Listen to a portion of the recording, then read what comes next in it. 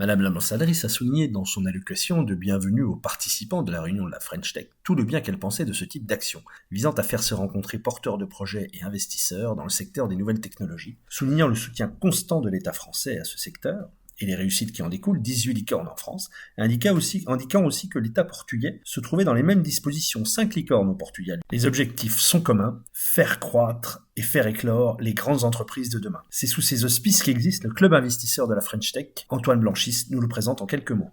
Antoine Blanchis, bonjour, nous sommes à l'ambassade de France pour un événement de la French Tech. Pouvez-vous nous expliquer, nous présenter cet événement, s'il vous plaît ?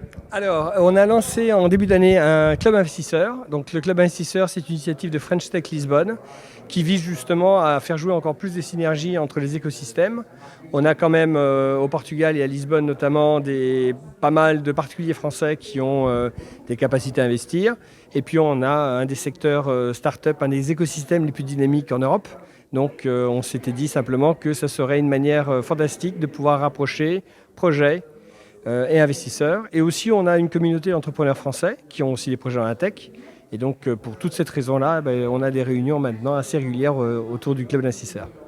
Donc l'idée, c'est que des porteurs de projets viennent présenter leurs projets et tâcher de convaincre des investisseurs de les aider dans le fait de mener à bien ces startups. Oui, absolument. Donc ce soir, on a un projet qui est quand même dans la crypto et le luxe. On a un deuxième projet qui est lié justement au marketplace et qui ont maintenant une part prépondérante dans l'e-commerce. Et puis un troisième projet dans les ordinateurs recyclés, donc des projets d'entrepreneurs français, mais aussi d'entrepreneurs portugais. Donc une soirée assez complète. Merci beaucoup Antoine, bonne soirée. Merci, à bientôt.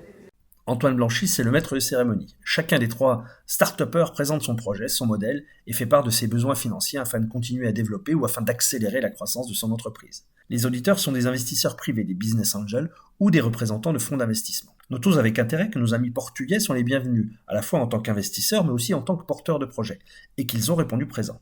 Après les présentations, les différents intervenants peuvent discuter de façon informelle et continuer qui sa danse de séduction, qui ses travaux d'approche, dans le but de faire se rencontrer l'offre et la demande.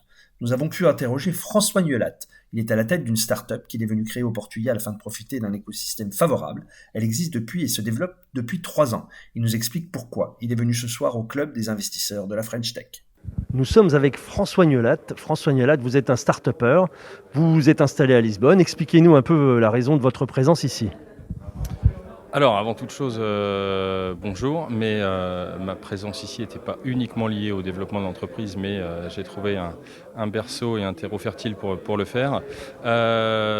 L'entreprise est une solution e-commerce dédiée aux marques afin de distribuer en multi-channel et multi-pays une forme de guichet unique qui permet aux marques de distribuer sur toute l'Europe et principalement spécialisée sur les marketplaces. Nous sommes installés au Portugal maintenant, la société a près de 3 ans d'existence avec 2 bilans complets et on rentre sur une phase d'accélération de la croissance pour laquelle nous aimerions faire rentrer quelques investisseurs pour nous accompagner. D'où notre présence ce soir avec la French Tech qui je pense pourra répondre parfaitement à nos attentes et nous aux leurs.